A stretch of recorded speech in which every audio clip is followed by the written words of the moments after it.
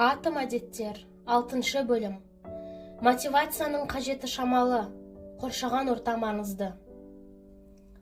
ақш-тың Массачусетс штатындағы Бостон қаласы алғашқы медициналық санитарлық көмек ауруханасының дәрігері Энн Торндайк ақылға сыймайтын идеяны жүзеге асыра білген маман.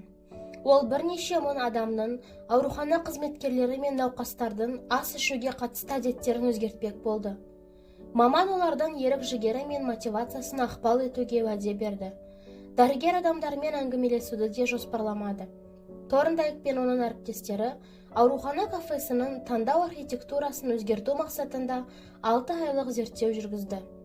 Әуелі олар сусындарды ауыстырып қойды. Бұның алдында тоңазытқышқа салынған газды сусындар кассаға жақын орналасқан еді. Зерттеушілер тоңазытқыштарды құр суға толтырып қойды. Бұған қоса буфетке жақын жерде бөтелкедегі сулар салынған себеттер тұрды. Газдалған сусындар тоңазытқышта бар, бірақ адамның қолы жететін жердің бәрінде жай су тұр. 3 айда аурухана кафесінде газдалған сусын саудасы 11,4%-ға түсіп кетеді. Ал жай су саудасы 25,8%-ға өсті. Зерттеушілер тағамның орнын ауыстыру арқылы ғана осыған ұқсас нәтижеге жетті. Олардың ешқайсысы дәмханада тамақтанатын адамдармен сөйлескен жоқ. Адамдар көбіне азық-түлікті қажет болғандықтан емес, тұрған жеріне қарай таңдайды. Ас үйге кіргенде, үстел үстінде тәтті тұрса, қарным ашпаса да, тамақ жеу ойыма кіріп шықпаса да, бірден уыстап алып жей бастаймын. Ал кеңседегі ортақ үстел үстінде үнемі жұмсақ нан мен тоқаш тұратын болса, ара-тұра оның жанынан өткен сайын үстелге қол созасын. Адам әдеттері өзі отырған бөлмеге және көз алдындағы стимулдарға қарай өзгеріп отырады. Қоршаған орта адамның іс-әрекетін бағыттап отыратын көзге көрінбейтін қол. Біз ешкімге ұқсамасақ та, сыртқы ортаның әсерінен белгілі бір әдетімізді қайта-қайта көрсетіп қоя береміз. Мәселен, шіркеуге кіргенде үнемі сыбырлап сөйлейміз. Қараңғы көшеге түскенде жан-жағымызды бақылап, аяқты аңдап басамыз. Сөздің қысқасы, өзгерістің ең кең тараған түрі ішкі емес, сыртқы факторларға байланысты болатын өзгеріс. Бізді қоршаған орта өзгертеді. Әрбір әдет ортаға бағынады. 1936 жылы психолог Курт Левин аса маңызды ақиқатты сипаттайтын қарапайым теңдеу ойлап тапты. Мінез құлық, тұлғаның және қоршаған ортаның қызметі, немесе оларды B, P және I деген әріптермен белгіледі. Көп ұзамай Левиннің бұл теңдеуін кәсіпкерлер қауымы тексереді. 1952 жылы экономист Хокинс Штерн импульсивті сауда сугестиясы деп аталатын феноменді сипаттап берді. Яғни клиент жаңа тауарды алғаш рет көрген сәтте оны сатып алуға қатты құмартады. Бір сөзбен айтқанда, адамдар бір затты өзі қалағандықтан ғана сатып алмайды. Әдетте дұрыс жарнамаланған тауар тез өтеді. Мәселен, клиенттер көбіне төменде орналасқан тауарды емес, көз алдында тұрған тауарды көбірек сатып алады. Сол себепті де қымбат брендтердің тауары дүкендегі ең көрнекі жерге қойылады. Өйткені олар сатушыға көбірек пайда түсіреді. Ал олардың арзандау көшірмесі әдетте алысырақ, адамның қолы жетпейтін жерде тұрады. Дәл осы принцип дүңгіршектердің дәлізге жақынырақ орналасқан сөрелеріне де қолданылады.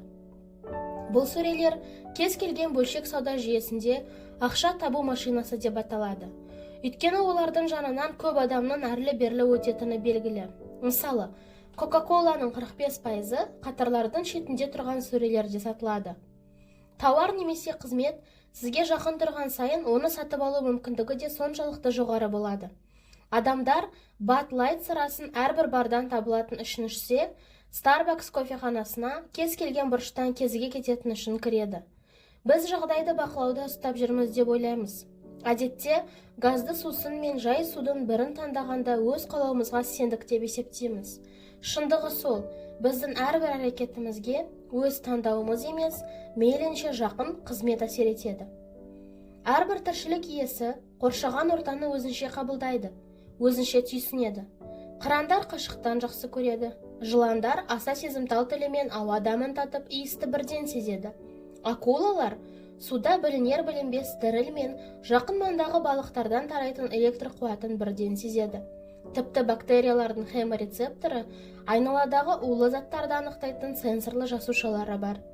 Адамдардың сыртқы әлемді қабылдауына сенсорлы жеке жүйесі жауап береді. Біз ортаны көру, есту, иіс сезу, түйсіну және дәм сезу арқылы қабылдаймыз. Алайда, стимул алудың басқа да жолдары бар.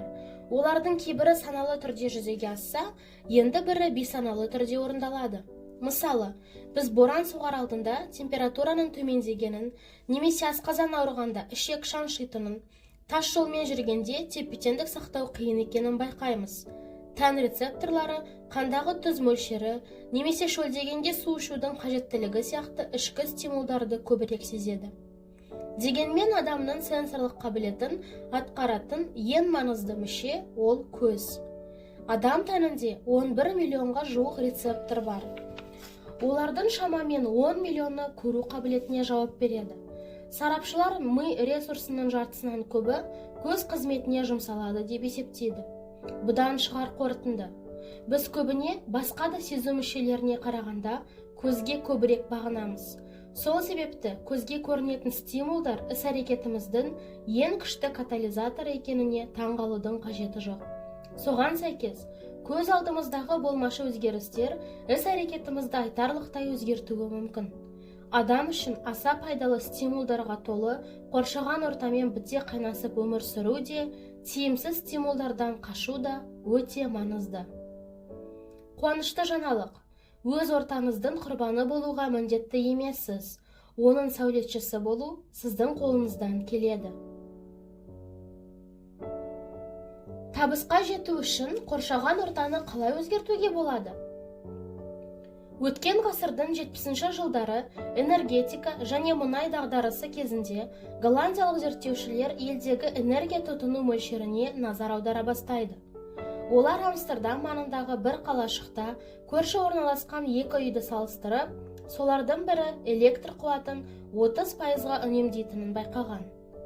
Зерттей келе электр қуатын үнемдеуге есептеу құрылғысы орнатылған жер әсер ететіні анықталды. Бір үйлерде мұндай құрылғы жертөледе болса, басқаларында дәлізде тұрған.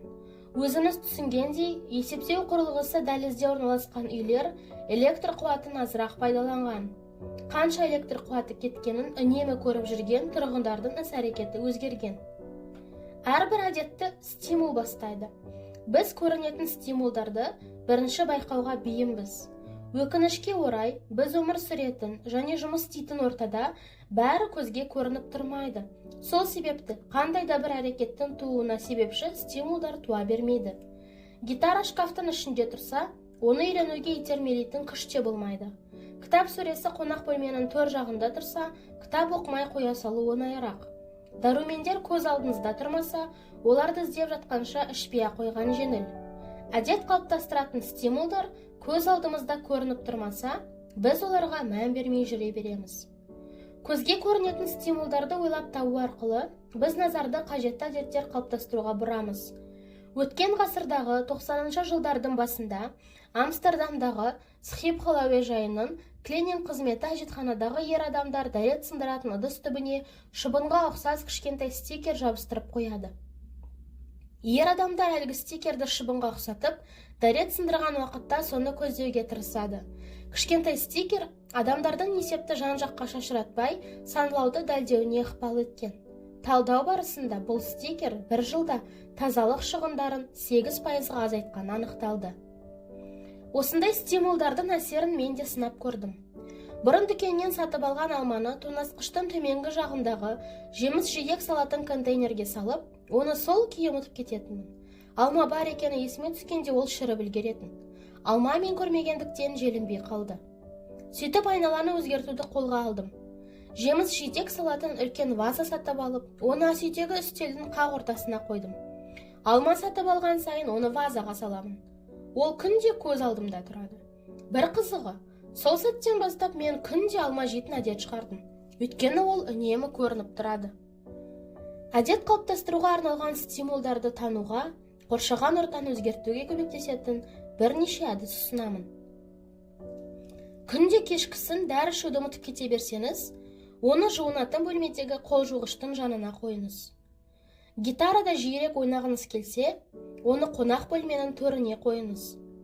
Алғыс хат пен хатты жиі жолдауды әдетке айналдырғыңыз келсе, кеңсе тауарларын жазу үстеліңіздің үстіне қойыңыз. Көбірек су ішуді әдетке айналдырғыңыз келсе, бірнеше бөтелкені суға толтырып, үйде өзіңіз жиі кіретін бөлменің көрінетін жеріне қойыңыз. Әдет өмірдің маңызды бөлшегіне айналсын десеңіз, стимул қоршаған ортаның маңызды бір бөлшегіне айналуы керек.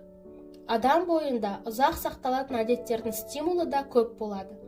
Темекі шегетіндердің оны тартуға итермелейтін қаншама себебі бар екенін еске түсіріңіз. Көліктің рөліне отырғанда, досы темекі тартқанда, жұмыстан шаршаған уақытта деп кете береді. Дәл осы стратегияны жақсы әдет қалыптастыру үшін пайдалануға болады. Стимулдарды жан-жағыңызға шашып тастаңыз. Сонда сіз күні бойы әдетті қайта-қайта еске түсіріп отырасыз. Ең дұрыс таңдау байқампаз таңдау екеніне көз жеткізіңіз. Әдет қалыптастыруға итермелейтін стимулдар көз алдыңызда тұрса, дұрыс шешім қабылдау қашанда оңай әрі қалыпты жағдайға айналады. Қоршаған ортаны өзгерту бізді сыртқы әлеммен байланыс орнатуға итермелейтін қуатты күш. Өкінішке орай, біз ортаны өзгертуге талпынбаймыз. Көпшілігіміз басқалар ойлап тапқан әлемде өмір сүріп жүрміз. Бірақ біз өмір сүретін кеңістікті өзгертіп, жағымды стимулдардың әсерін арттырып, жағымсыз стимулдардың ықпалын азайта аламыз. Қоршаған ортаны өзгерту жағдайды бақылауда ұстауға, өз өміріміздің иесі болуға көмектеседі. Өз әлеміңізде тұтынушы емес, оның әміршісі болыңыз. Стимулдың толық мазмұны. Әдетке триггер болатын кейбір стимулдар бастапқыда дара көрінуі мүмкін. Бірақ уақыт өте оның толық мазмұны ашылып, әдеттің бір емес, бірнеше стимулы қатар жүргенін байқаймыз. Мәселен, адам ішімдікті жалғыз емес, бірнеше адаммен отырғанда көбірек ішеді. Триггерді бір ғана стимулмен сипаттауға келмейді. Ол қалыптасқан жағдайдың толық көрінісі болуы мүмкін. Адам достарының ішімдікке тапсырыс беріп жатқанын көреді. Бардағы музыканы естиді. Бөшкедегі сыраның қиылып жатқанын байқайды. Біз әдеттерді пайда болатын орындармен, үймен, кеңсемен, спорт залымен байланыстырамыз. Жұмыс үстеліндегі, ас үйдегі, немесе жатын бөлмедегі заттармен белгілі бір байланыс орнатамыз. Іс-әрекетті айналадағы заттар емес, біздің оларға деген қарым-қатынасымыз анықтайды. Қоршаған ортаның іс-әрекетімізге қалай ықпал ететінін сол арқылы бағалай беруге болады. Сіз тұрған кеңістікпен байланыстың мазмұнын ашуға тырысып көріңіз. Біреулер диванды күнде кешкісін 1 сағат кітап оқитын орын деп қабылдайды. Тағы біреу оны жұмыстан кейін теледидар көріп жатып, балмұздақ жейтін орын деп елестетеді. Адамдардың есту қабілеттері де әртүрлі. Сол себепті бір орынға байланысты әртүрлі әдет қалыптасуы әбден мүмкін. Жақсы нәрсе емес пе? Белгілі бір әдет пен белгілі бір мазмұнның өзара байланысы туралы ойлап көріңізші. Ғалымдардың бір зерттеуін мысал ретінде қарастырайық. Ұйқысы қашқан адамдарға қатты шаршаған уақытта ғана төсекке жатуға кеңес беріледі. Ұйықтай алмағандар басқа бөлмеге барып, әбден ұйқы қысқанша сонда отыру керек болады. Уақыт өте келе адамдар жатын бөлмені тек қана ұйқымен байланыстыруды үйренді. Содан кейін төсекке жатқан бойда бірден ұйықтауды әдетке айналдырды. Олардың миы ұйқы дегеніміз телефон мен интернетте отыру, теледидар көру, немесе қайта-қайта сағатқа қарау емес, жатын бөлмеде орындалатын жалғыз ғана әрекет екенін ұқты. Осы әдісті тағы бір маңызды стратегия үшін пайдалануға болады. Ол әдетті өзгерту үшін жаңа ортаны пайдалану. Ескі әдетке итермелеп тұратын триггерлер мен стимулдардан жаңа ортаның көмегімен құтылуға болады. Жаңа дамхана, саябақтағы орындық, немесе сирек кіретін бөлмедегі бұрыш, осының бәрі жаңа әрекет қалыптастыратын жаңа орта бола алады. Ескі стимулдармен жаңа әдет бастағанша, жаңа орын мен жаңа әдетті байланыстыру оңай.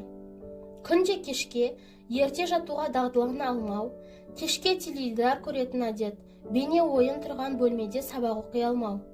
Осы қағидалардың ықпалынан арылғыңыз келсе, қоршаған орта аясын өзгертіп көріңіз. Сол кезде ескі ортамен байланған стимулдармен күресудің қажеті болмайды. Сөйтіп, қиналмай, жаңа әдет қалыптастыратын боласыз. Ұшқыр ойға ерік бергіңіз келе ме? Олай болса, үлкен бөлмеге, шатырдағы патиоға, немесе сәулетті ғимаратқа көшіңіз. Үзіліс алып, күнде жұмыс істейтін кеңістікті ауыстырыңыз. Өйткені қазіргі кеңістігіңіз ескі әдеттерді еске түсіре береді. Дұрыс тамақтанғыңыз келе ме? Күнде баратын супермаркетте ненің қайда тұрғанын жақсы біліп алдыңыз. Ендеше бұл жолы басқа дүкенге барыңыз. Бұл жерде сізге денсаулыққа пайдалы тамақ сатып алу әлде қайда оңай болады. Кеңістікті өзгертетін мүмкіндік болмаса, күнделікті тұрған заттардың орнын ауыстырып қайта жасақтаңыз. Жұмыс істеуге, сабақ оқуға, спортпен шұғылдануға, ойын ойнауға және тамақ әзірлеуге арналған бұрыш жасаңыз. Бір кеңістік, бір міндет деген ұранды ұстансаңыз, оның пайдасы тиеді. Кәсіпкерлікпен енді айналыса бастаған уақытта залдағы диванда немесе ас үйдегі үстелде жұмыс істедім. Кешке қарай жұмысты доғару қиынға соғатын. Өйткені жұмыстың аяқталу уақыты мен жеке өмірдің басталар тұсы нақты анықталмаған еді. Ас үйдегі үстел тамақ ішетін жер ме, әлде кеңсе ме? Диван демалатын орын ба, әлде электронды хаттарға жауап беретін орын ба? Түсініксіз. Өйткені бәрі бір жерде істеледі. Бірнеше жылдан соң мен жұмыс бөлмесі бар жаңа үйге көшіп бардым.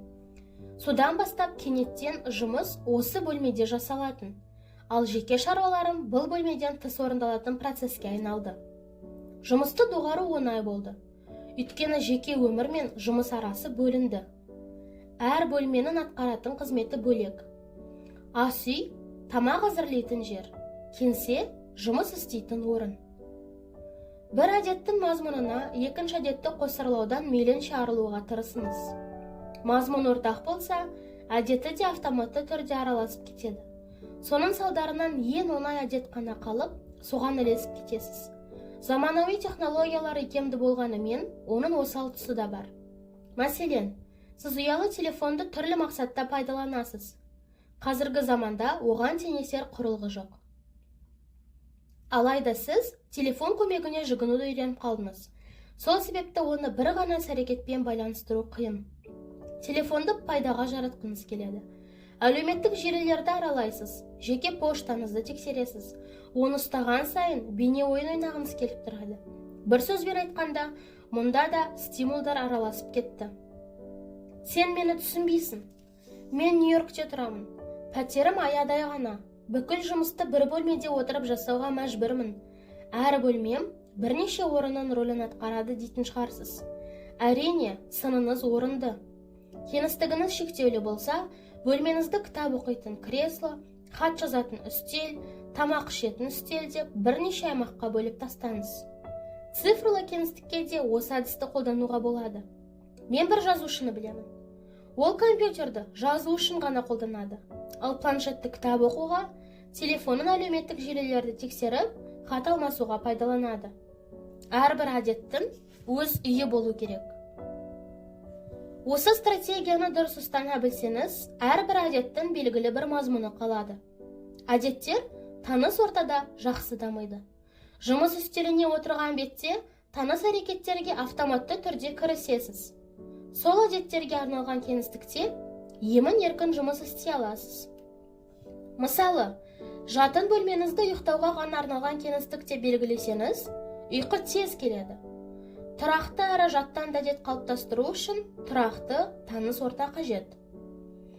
Тұрақты орта дегеніміз, барлық зат орнында тұратын, әрбір бөлшектің өз мақсаты бар, жаңа әдет қалыптастыруға ғана арналған кеңістік. Түйін. Қабылдау мазмұнындағы болмашы өзгерістер уақыт өте келе іс-әрекетті түбегейлі өзгерте алады. Кез келген әдет стимулдан туындайды. Біз көбіне көзге көрініп тұратын стимулдарды байқауға бейімбіз. Жақсы әдеттерге арналған стимулдарды күнде көретін жерге қойыңыз. Бірте-бірте әдеттерді стимул ғана емес, бірнеше әрекеттің ортақ мазмұны тудырады. Қабылдау мазмұны стимулға айналады. Жаңа әдетті жаңа ортада қалыптастырған оңайырақ. Өйткені жаңа ортада ескі стимулдарға күреспейсіз.